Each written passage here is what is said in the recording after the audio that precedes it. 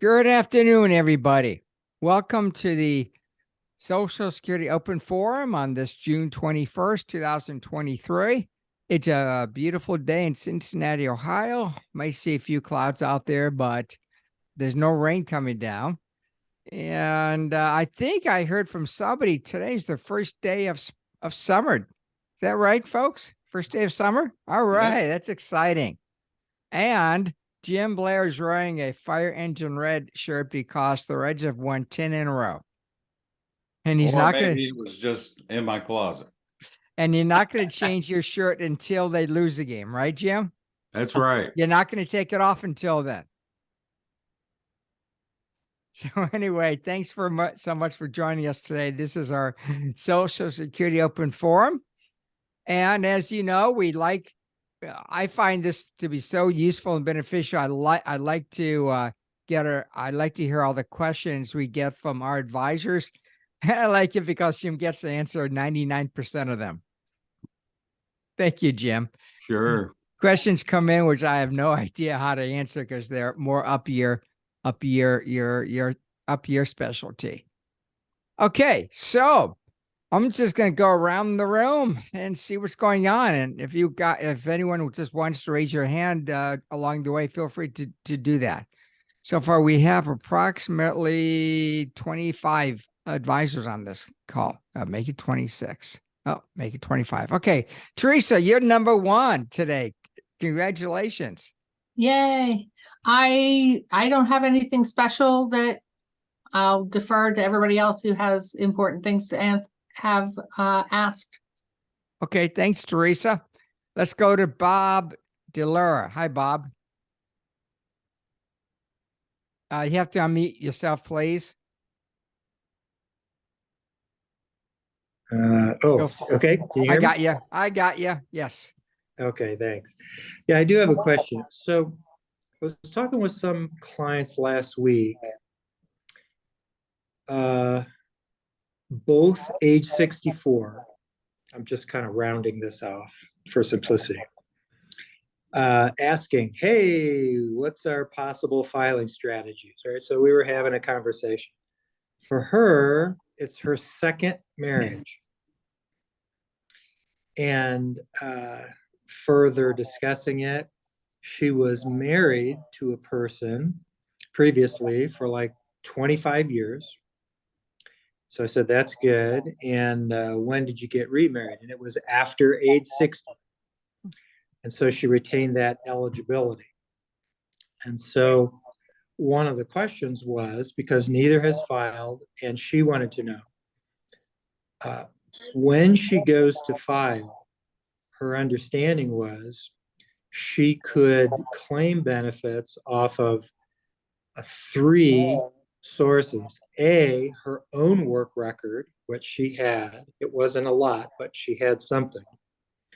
Second would be off of her current husband's as a spousal benefit. He hadn't filed yet, but he was thinking about it.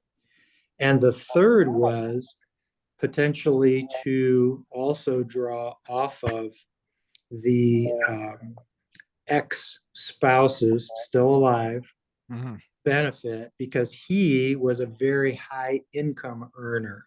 And so that was my understanding, and you guys feel free to correct me. She will have the option to draw off of all three of those. Thoughts? All right, Jim, let me answer the easy one first. Okay, guy? All righty. In order to collect off of a living ex-spouse, you must be single. Pure and simple. So that option is gone. Is that, Bob, do you understand what I just said? Yeah, I've heard and read different information on whether the person needed to be single. Yeah. She must be single to collect off of an ex-spouse. Living ex-spouse. Okay. That's pure and simple. That's one. Jim, I'll let you address the current spouse situation and her own. All righty. So you're not too confused. If her ex was deceased, then the fact she remarried after age 60 would allow her to draw. But as long as he's living and she's married, no. So what her options would be, she has to take her own first, and then whenever her current husband files, if she's eligible for spousal boost, she'll get that. But she has to deemed filing. Don't forget about that. Right. Says you have to take your own first, and then any additional spousal benefit that she's eligible for, she'll take that when she's eligible. When he files, that would make Right. her eligible. Right. All right, but then again, even if she did that, they both file, she gets her benefit and some spousal boost off of her current husband.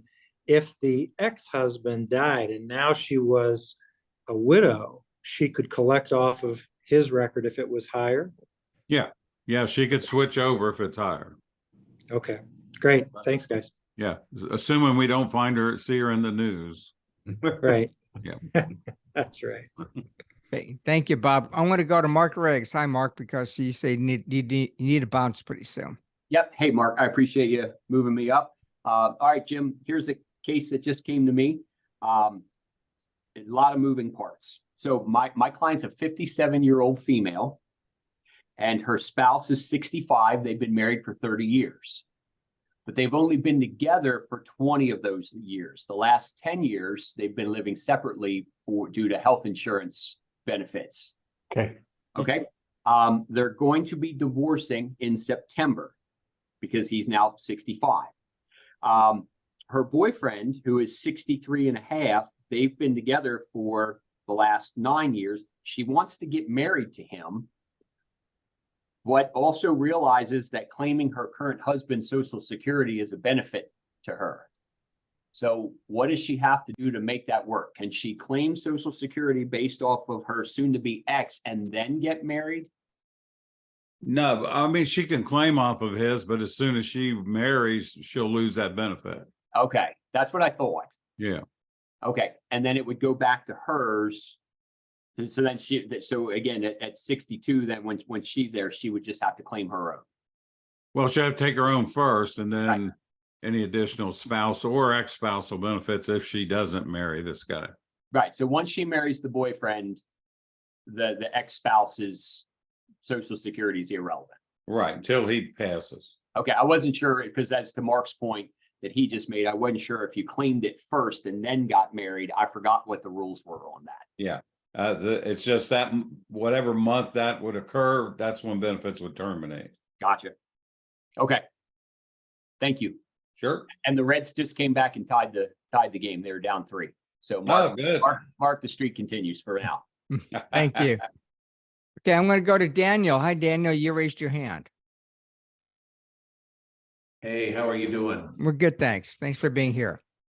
So down here in Western North Carolina, we're Braves fans. We really don't care about the Reds Mhm. unless the Braves are beating them. So I'm How sorry, do I I- can't hear you. We How can't hear do you, I Dan. how do I delete this? How do I delete this person? Yeah. So, ahead. If, as I understand it, and this may be a two-part question, a married Remove. couple own Okay. 2 or 3 rental houses as individuals, right? It's Bob and Martha, they own the houses. If they file for Social Security early, does that rental income impact their Social Security? And But if Dan- it does, Dan, we're not able to give final tax advice. However, generally, rental income is not earned income. okay, here's the real meat of my question. Okay. Does that change if they form a little LLC for these rentals? I won't answer that question. Can't. I don't know enough about taxes. I'm talking about, would they take a hit on their Social Security?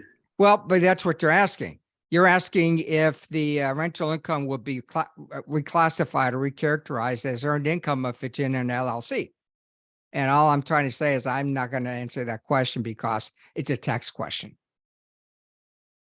Yeah, the one way you could find out, if they could ask a CPA, would they pay Social Security tax on those earnings then? And if the answer is yes, then it will affect the earnings test. If the answer is still no, then it wouldn't. Yeah, I don't want to get away from answering questions, but honestly, when it comes to tax questions, I just bow out because tax laws change all the time and I don't keep up with that stuff anymore. So Jim's answer is right. Check with the tax preparer who knows a whole lot more than we know. Okay. Oh, Dan, you have something else? Oh, you raised your hand again. Oh, No, it's a that's thumbs a up. thumbs up. We're good. Oh, thumbs up. Oh, fine. Okay. Because I was going to remove you after your last comment. I found out how to do that. Yeah, All you're not answering me because I'm a Braves fan. I was just at the game Sunday. Okay. Okay. All right. Let's go to Krista. Hi, Krista. Hi, thank you so much. I was talking with an advisor yesterday and Okay. Everybody needs to be muted here. So I want to try to get that done. Go ahead, Krista. okay, thanks. There was a couple, they're in their 70s. They had started collecting Social Security a long time ago. And there was concern, is the spouse receiving the spousal benefit? Or is she just receiving her own record? So we talked about some possibilities and things of what might happen. But I was just wondering, other than calling Social Security to confirm that she is in fact receiving a spousal benefit, is there any way that they can see that breakdown online? Like, here's your benefit, here's your spousal benefit of what you're receiving, or to know when they started filing online? Is any of that information available? I haven't seen it.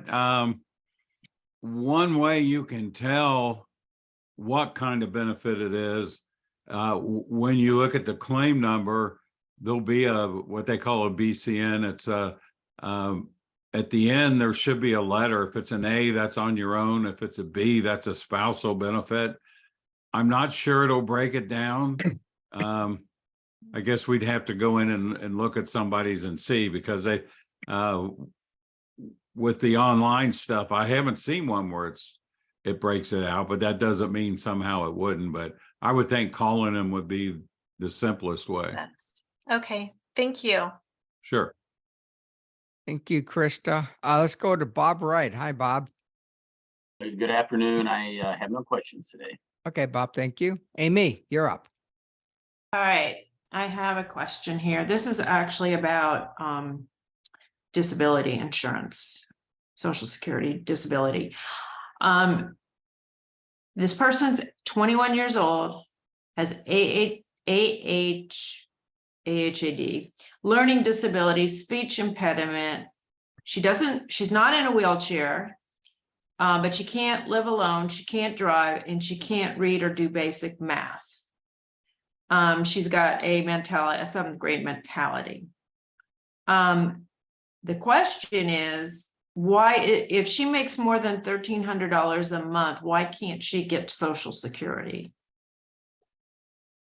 Well, if she earns over what they call SGA, which now is 1470, then she's not eligible for Social Security disability, because that's the definition. You're unable to work and earn $1,470 a month or more.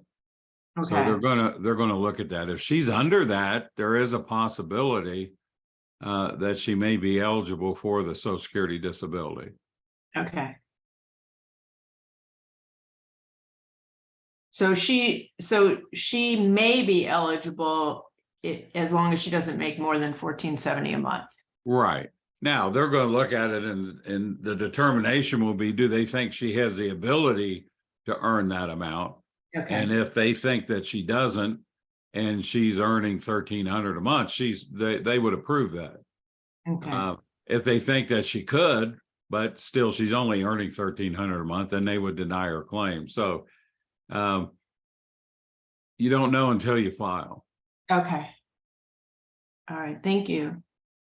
Sure. Thanks, Amy. PJ, hello. Just a quick follow-up, Jim, for you. Yeah. Do you want to talk about, if somebody goes through that process of eligibility determination for SSDI, the other benefit that sometimes is helpful is Medicare. with a 2-year delay. Well, right, if you're on Social Security disability, SSDI, then you're eligible for Medicare after 24 months. There's a couple of exceptions, ALS and end-stage renal disease, you can get it sooner, but everybody else, 24 months. At her level, she may be eligible for Medicaid at that earnings level she's at. And if she is, you can get Medicaid. Then when Medicare kicks in, the state will generally pay the premium for the person because it gets them less liability for the state. But yeah, Medicare does kick in after 24 months. Even if she's just 21? Yeah, at any age, if you're on SSDI after 24 months, you get Medicare.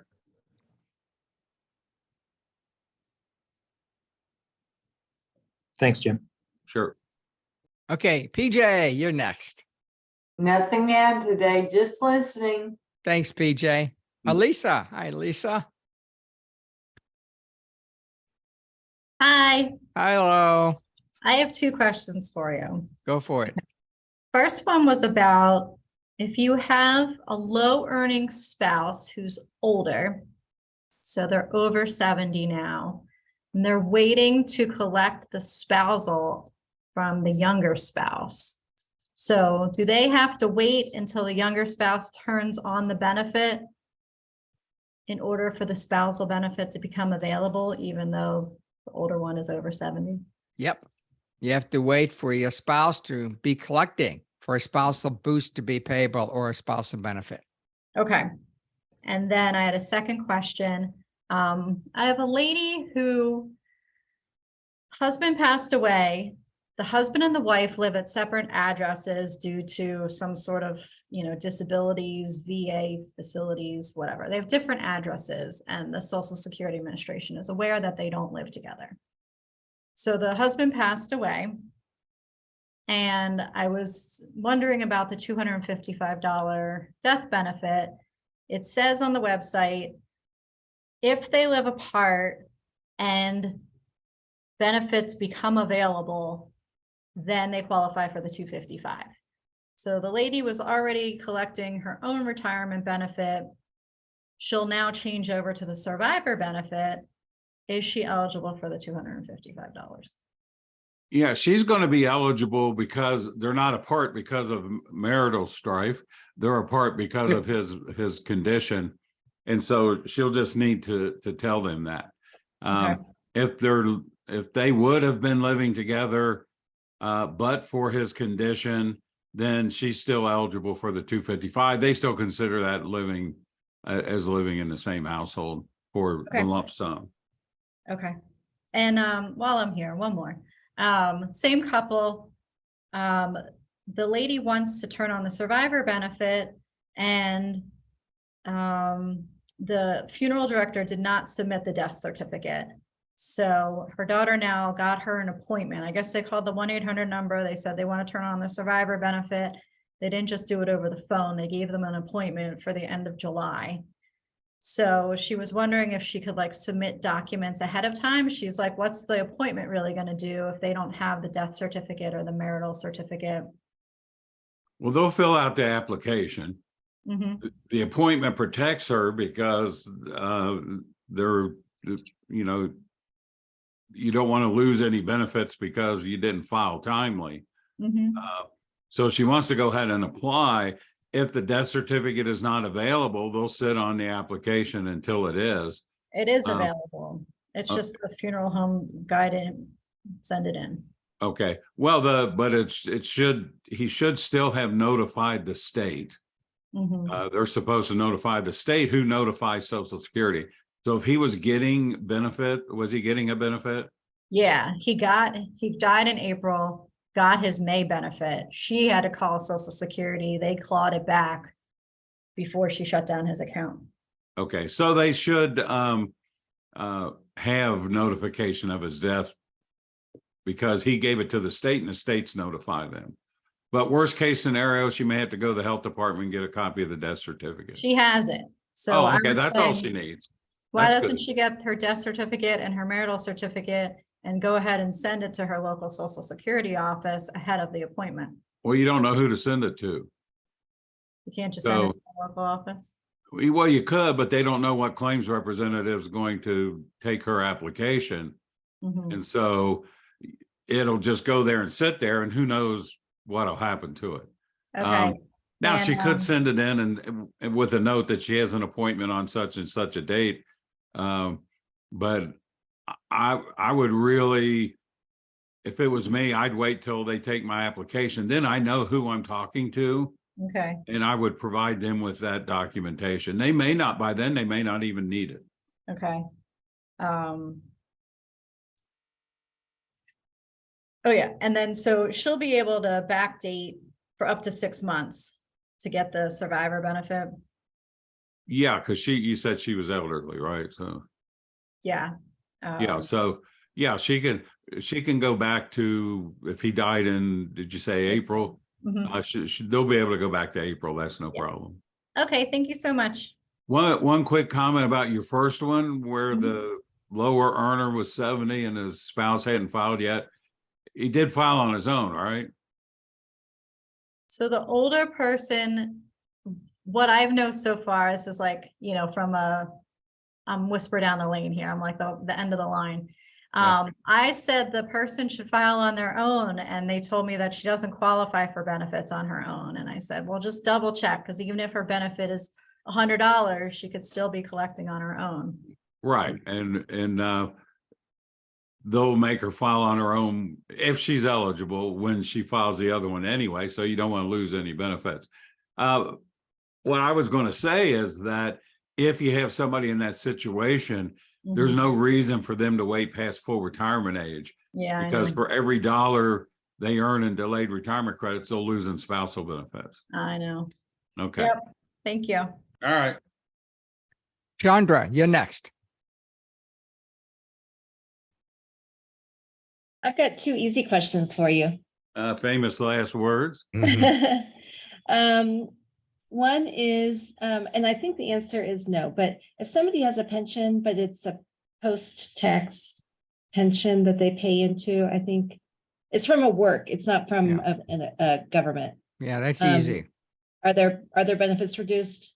No, pension is not earned income, and it doesn't cause the WEP situation either. Okay, great.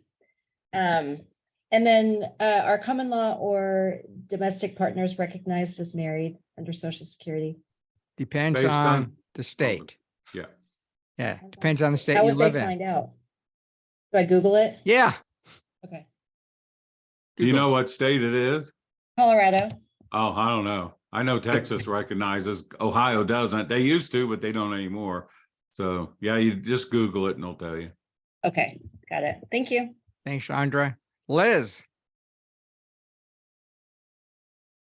Yeah, there you Yes, go. yeah, I'm unmuted. I have a couple of quick questions. There's a couple that are over age 70, they're 73. The spouse had filed first. She has a smaller benefit, less than half of the husband's. She never did, when he filed at age 70, she did not increase her, get her benefit increased with the spousal boost.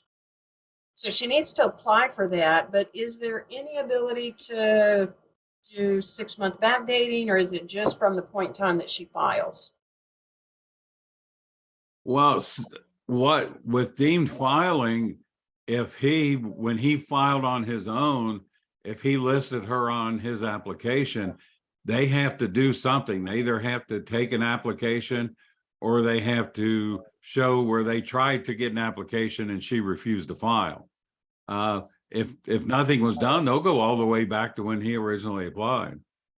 Okay, so she was already receiving hers because it was the smaller, so she started at full retirement age, let's say. And when he turned 70 and turned his on, then they should have automatically increased hers, and they'll go all the way back to that?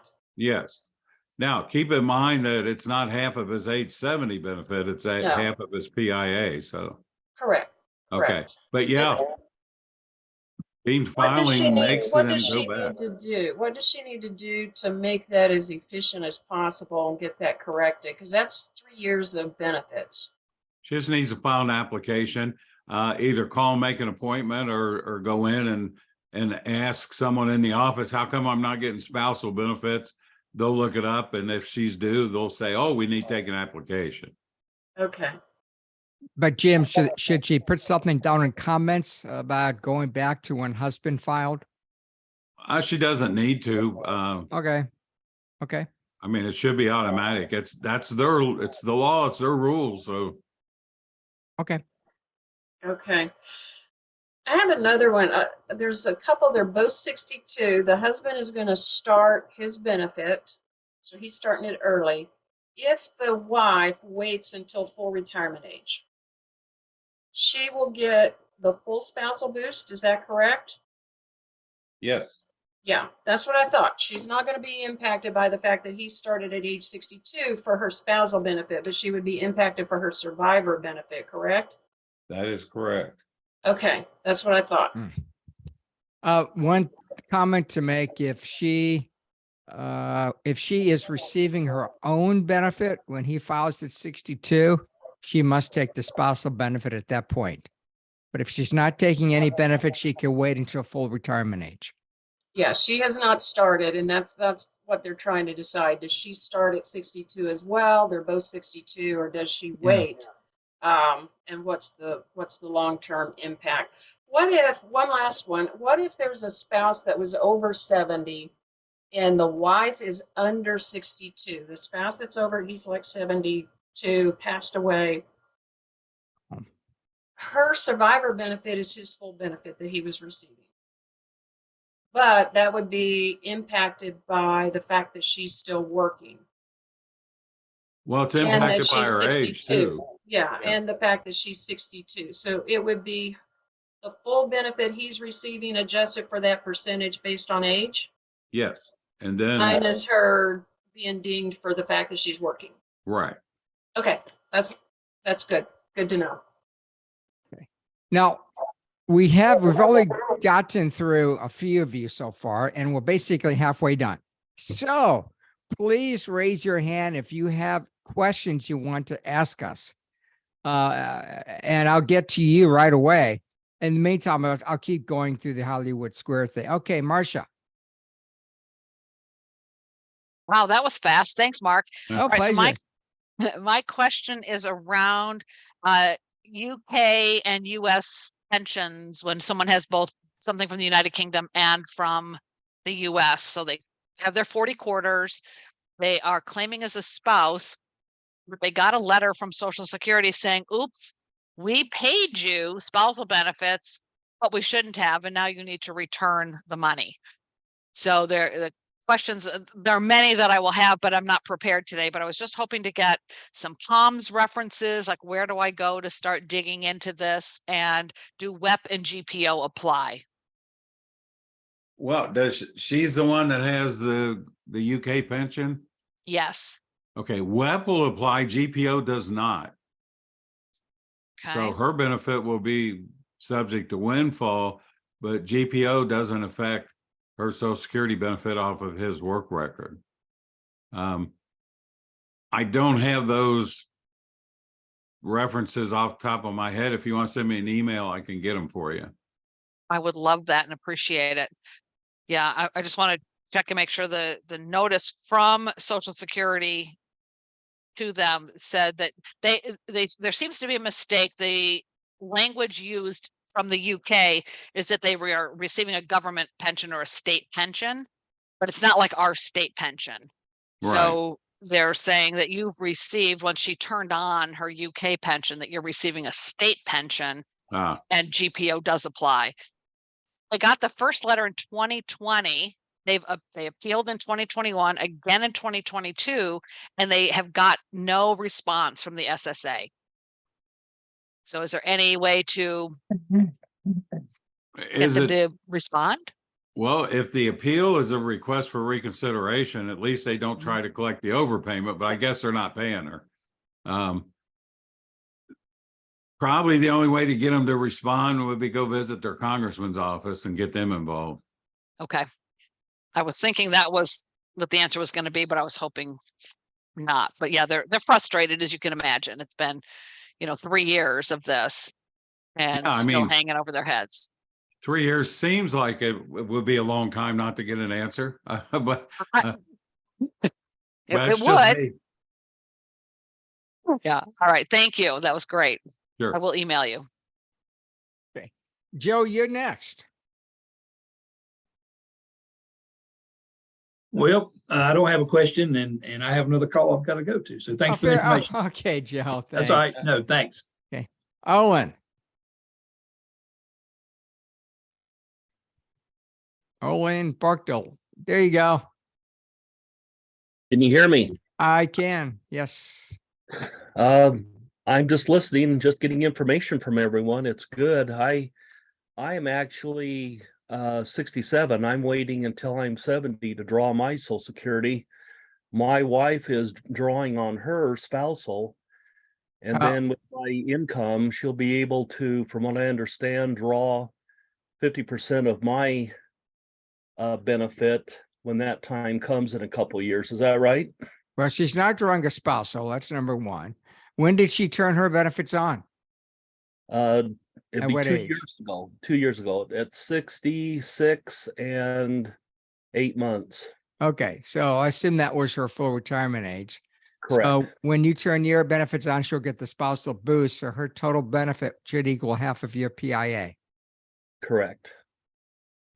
And I'm still working full time, so I imagine my PIA is just going to continue to increase. Maybe, maybe not. Yeah, I Earning- just love capitalism. So New earnings must be greater than the lowest year of indexed earnings used in the calculation. So correct. may not increase. You don't know unless you do a calculation. Right. Okay.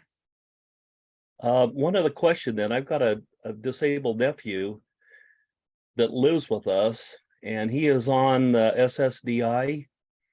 His father is going to be turning 65 in another 2 years. When he turns his benefits on, I understand because he is on disability benefit now that he'd be able to get half of his father's benefit. Is that correct? Jim? As long as his disability began before he was 22. It did. Yeah. He is Okay. 42 now, and it began 20 years ago. Yeah. Okay, so yeah, then Okay. his benefit will increase to equal half of his father's PIA. Yeah. He's been developmentally disabled his entire life. So Well, Yep. then he's probably receiving SSI, not SSDI. SSI, correct. Yeah. Mm-hmm. Oh, okay. I thought Yeah, so. so when dad files, they'll take an application for disabled adult child benefits, and he'll get equal to half of the PIA. Correct. Is there a mom involved? No. They divorced years ago. Well, still a mom. Well, the mom, yeah, but that's a legal thing. She's not involved in his life at all. There was a history of abuse. It's just terrible. It just breaks Okay. hearts. I just don't want to share that with people, but Okay. Well, But I yeah, just- without going into any details, if she filed for Social Security, he could file off of her record if she Correct. filed before dad did and hers. So, but if they do that, if she files, he doesn't have to worry about keeping up with it. When she files OAS, and if she lists him on the application, they would automatically contact him for an application. And she wouldn't be involved in that at all. right. She's been a stay-at-home Oh, wife okay. her entire life, so Mm. she doesn't have any earnings of consequence. It'd be Okay. the father. Yep. Okay. Anything else, Owen? No, this is Okay. good. Good hearing from everybody. Let's go to George. Hi, George.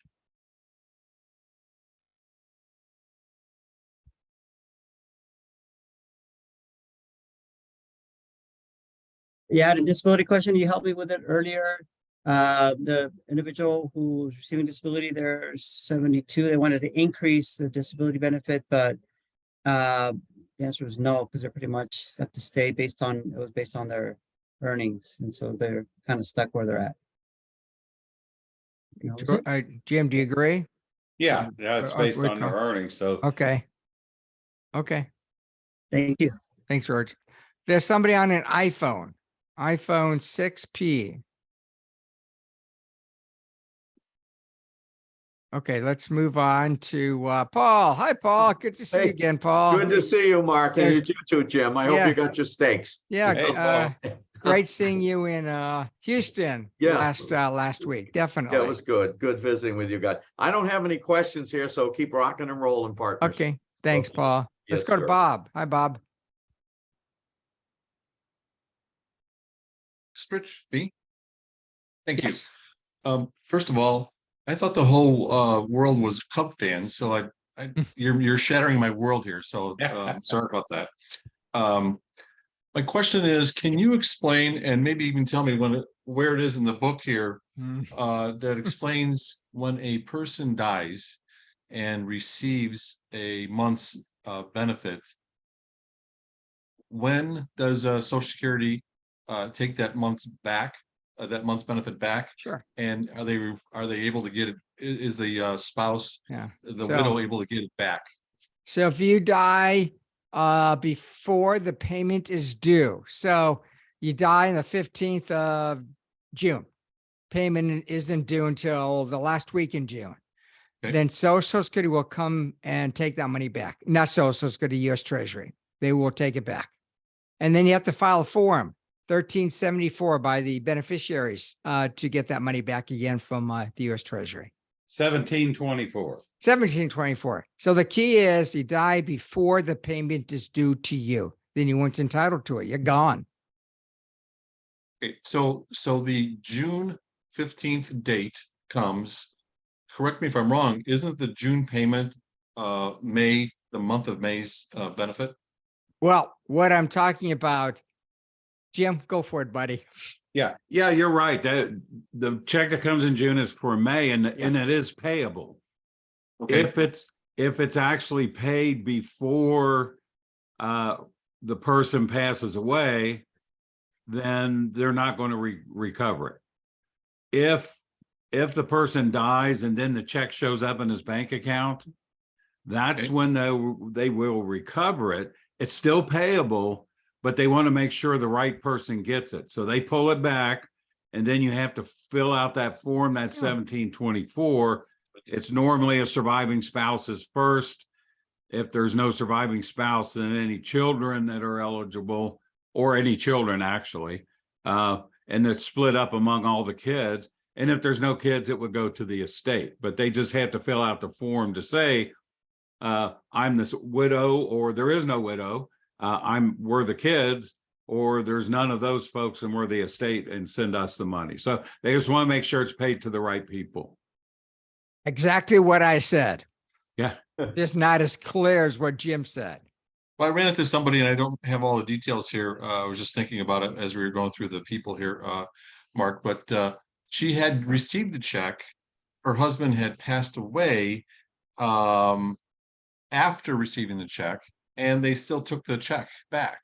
And I again said that you can go and get it, but she was confused as to why they took the check after they already paid it. So yeah, and he died after, the payment date. Yeah, which normally they don't do. Technically they can. I guess they did in that case. Normally they don't. So all right. Is there a place in the book that references that, what you guys were saying? Do you know? Not that I know of. Well, I don't really know. It's not like I know what's in the book. We just have our name on there. Anyway, Bob, send me an email and I'll find out for you. Thank you, Mark. Right, it's probably there someplace. Yeah, and I'll try. When you send the email, I'll check Palms and see if there's anything that references it in Palms. Thank you. Yeah. Thank I you, mean, guys. we just, Jim does the case studies. I look at the situational Social Security stuff, but when it comes to the other 1,000 pages in the book. I don't know what's in there. Okay, good job, guys, and go Cubs. Yeah, sure. We're Cub fans when they're playing St. Louis. This weekend in London. Yeah. Let's go, Kelly. Hi, Kelly. Nothing. Oh, Hey, Mark. Hey, Jim. Excuse me, no questions, but I think these forums are great. thank you, I Kelly. pick up answers I didn't know I needed. Thank you. Aaliyah. Hi, Aaliyah. Hello. I just want to clarify some of the spousal boost information that was discussed today. I seem to keep it straight one week and not the next week. So if we got I have a husband and wife who are I'm working through the Social Security with them right now. She's going to make, if she starts now, $200 a month on Social Security, so didn't have a lot of earnings. He's planning on waiting until at least full retirement age. But her benefit on the spousal boost will be reduced because she started early, even though he has waited, correct? Right. It's because it's a two-part calculation. She gets her own, and then the spousal boost is the difference between half of his PIA less her PIA. So the portion of her own benefit, if she took it at 62, it's reduced, and that part of the calculation stays reduced. So she will not end up with a full 50%. Okay, so the reduction comes on her end, not a reduction in the spousal boost portion necessarily. Right. I mean, assuming when she's able to take the spousal boost, she'll be full retirement age. Okay. And then just kind of on the opposite end of that. So if she is actually older than he is, if they were to wait until her full retirement age, he turns his on early, would she get 50% of his full PIA then, or would it still be reduced in some manner because he's the higher earner started early now? No, if she's full retirement age, it doesn't matter his age. She'll get end up with 50% total of his PIA. Okay. All right, great. Thank you very much. Thank you. Let's go to Randy. Hello, Randy.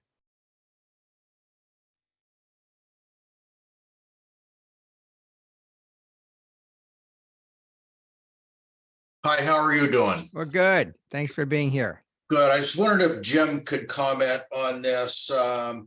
I have a consent for release of information form for Social Security. It's form SSA-3288.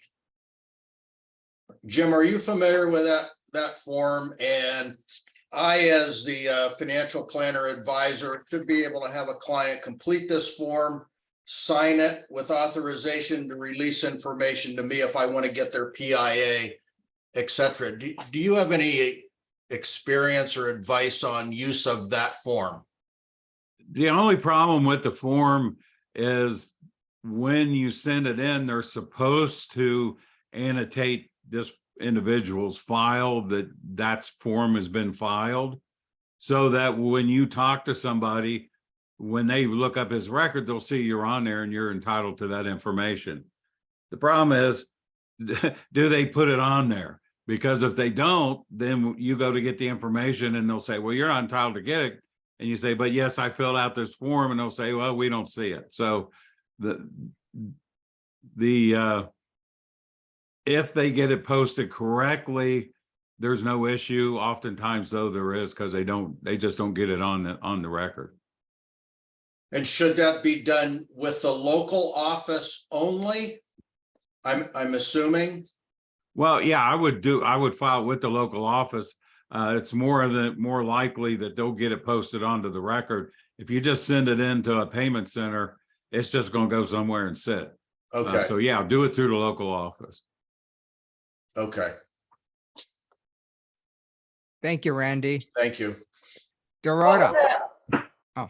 Can I quickly ask a follow-up? What was that form number? That form number is SSA 3288. Great, thank you. Okay, Dorota, you're next.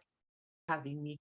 I have a quick question. If there is any way the almost adult child who is now 19 qualify for any type of benefits? She got into a major accident being 18 years old. She's not totally disabled. She's going through the process of all kinds of surgeries and rehabilitation. But I don't think so because of course she has no records on her own. And at that age, I guess she wouldn't qualify for anything. I wanted to check with the expert to confirm that I am correct. Well, she might qualify for SSI. You don't need a work history to be eligible for SSI. And She's since not totally she's, disabled. huh? She's not totally disabled. Oh, well, if she's not totally disabled, no, there wouldn't be any benefits because the disability requirement for SSI is the same as it is for Social Security. So no, she wouldn't be eligible then. Basically, she cannot perform any activities of gainful employment, right? To be considered totally disabled. Well, you know, you hate to make that decision on your own. I would file the application, let Social Security make a determination. She did file the application, but they told her that she doesn't have enough records. Of course, because she only worked she didn't even file the taxes, but they didn't direct her to the SSI division to say, oh, okay, you haven't worked, you don't have a records, but you might be eligible for SSI. Do you think she should resend it or send to the different? Yeah, I would tell them I want to file an application for SSI. SSI. Okay. Thank you very much. And any advice in terms of there were a couple of questions about spouses just passing away, right? And I have a similar situation client in April. Same thing. I mean, July 31st, it seems like the date for everyone because that's when he got an appointment for a telephone interview to submit the application, waiting 2 months for the interview. But regardless of that, would you recommend that we should file the SSA 44 right now or wait for that application? And just because they were high earner, his wife was a high earner, they were subject to this additional premium. And due to her passing, the income is going to definitely go into different brackets, not necessarily under the lowest, but still on the different brackets.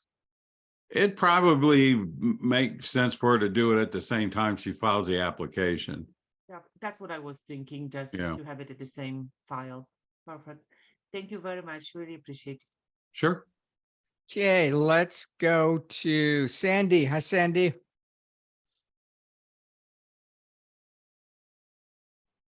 Okay, let's go to Michael. Hello, Michael. There Hi, you go. gentlemen. How are you? Good, thanks. What's on Hey, your mind? good. I don't have anything particular that I can think of with a client at this time, but I Okay. may hear something that might spark that. Okay, thank you, Michael. Let's go to Greg. Hi, Greg. Greg Hughes. Okay, my good friend from Columbus, Josh. Hello, Josh. Hey, Mark, I'm just listening in today. Okay, thank you. Missy. Hi. Hello, Missy. Hi, I don't have anything today. Okay, thanks, Missy. Darlene. Hello, Darlene. Hi, Mark. Hi, everyone. I don't have any specific client questions, but just to put a I lost you.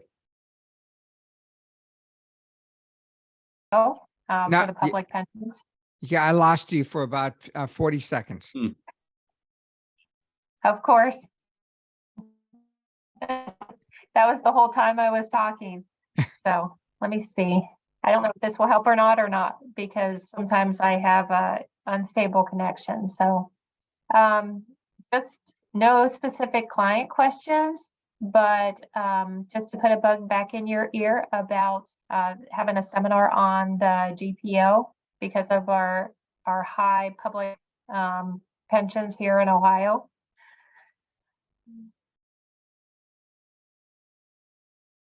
Yeah, you keep going back off and on.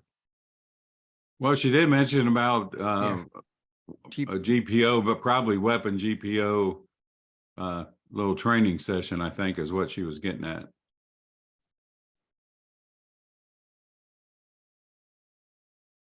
Jim, do you want to touch upon it for a few minutes? Well, I mean, what she's looking for is just maybe an hour training, one of our monthly training sessions to include weapon GPO in it. We can do that. Definitely. Okay. Yeah.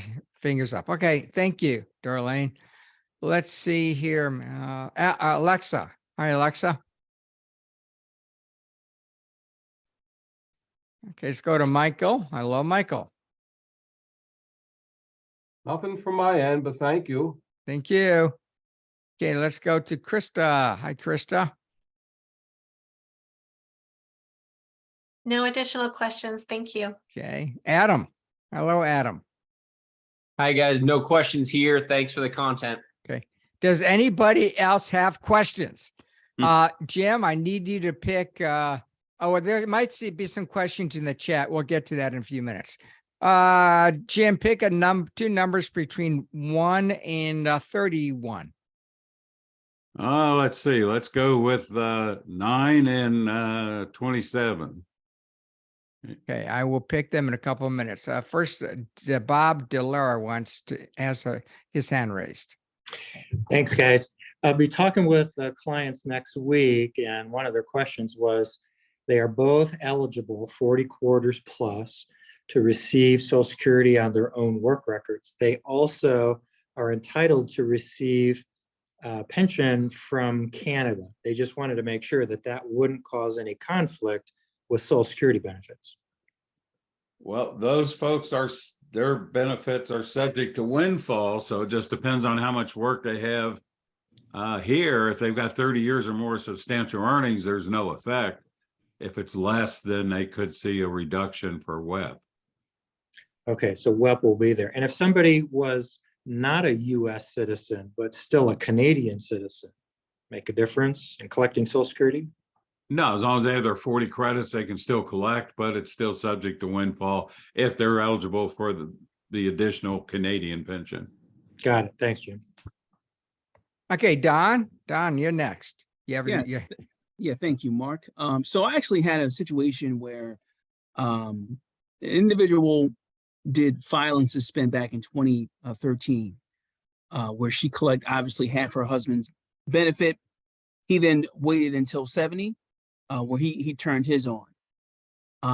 But what happened is the husband passed away in 2022, and the wife tried to claim this survivorship benefit, but was denied. So I'm just getting a sense of, is that typical or anything that you would suggest to kind of rectify that? Obviously, I think I told him to file an appeal, but I wasn't sure if that's typically accurate.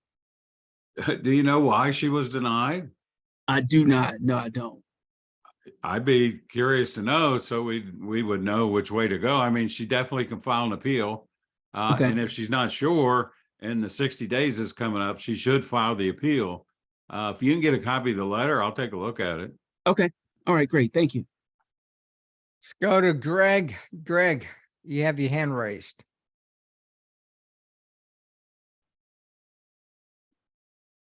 Okay, so the winners of the $50 gift cards are Bob Westrich and Adam Salak. So I will be sending you gift cards, $50 gift cards relatively soon. Okay, so let's see what's in the chat area. The chat.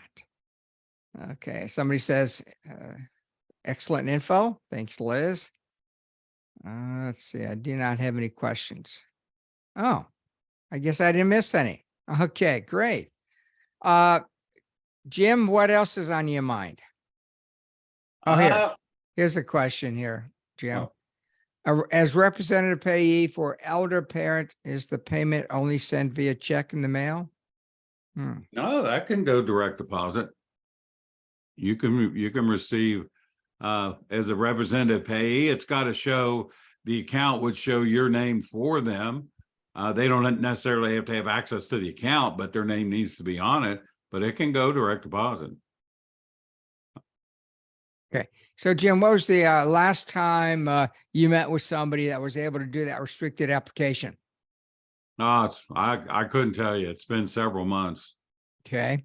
But how many times do we get phone calls from clients that did do the restricted app and now they're looking to file for their own benefits? Yeah, we get that fairly common. A lot of the folks that were able to take advantage of it did, and they're now approaching age 70, so they're ready to switch over. We probably get a few of those a month. How many of you have had a client that was able to do the restricted application over the past 2 months? Well, it's still there. We have to be 69 and 6 months in order to fit into that opportunity, because they've been born by that magic birth date of 1/1/54. So let's talk briefly about the do-over. You know, you have 12 months from when you begin your benefits to utilize the do-over. The only reason why I'm bringing it up is I'm at the cusp of that 12-month window. I began my benefits in June of 2024. Nope, 2022. Hey, by the way, guys, I woke up today, got out of bed and looked at my Fifth Third bank account, and I saw some Social Security benefits deposited in there. So I immediately threw that into some type of investments. I was excited about that. Okay, so anyway, I began my benefits in June of last year. That means I have until June 30th of this year to file that form, which is basically in about 9 days. I can file the form SSA 561, is it, Jim, or 521? 521. That's right. That's right. Keep you around. So anyway, so I have 9 more days to utilize the do-over. And of course, if I decide to use the do-over, I've got to pay all those benefits back. Something I don't want to do. So I'm not going to use the do-over. However, though, it's possible down the road I might decide to do a voluntary suspension so I can earn some delayed retirement credits. So maybe I'll do something like that at the age of 68, 69. I'll do it for a year. This way I'll get 8% more when I begin again, whenever I begin. So something to think about. Jim, only a few minutes to go. Any questions you've received lately you'd like to share with the group? Seems we've been getting a lot of questions about disability. Just remember, if you're past full retirement age, you're not on disability. You're switched to retirement, so you don't have to worry about any of the disability rules. If someone becomes disabled, they're at least 62 or older, but not yet full retirement age, they can, while they're waiting, receive their retirement benefits. Now, it's going to be reduced for age. Then if their disability is approved, they'll go back and take away the age reduction and pay the disability benefits over top of the retirement. So they may not lose anything. It could lose a little bit just because there's a 5-month waiting period. And if they receive their retirement benefits in those 5 months, they could still carry that reduction even on top of their disability. But the good thing is they have income while they're waiting for a decision. That's probably about it. All right, folks. Well, only a minute to go anyway. So you all did great. Thank you so much for being on today's open forum. I believe the next open forum is probably a couple weeks from this past Monday, but don't quote me on that. All right, folks, we will end. And if anyone has any other questions, just send us an email. Thanks, everybody. Talk to you later. Bye. Bye. Thank you.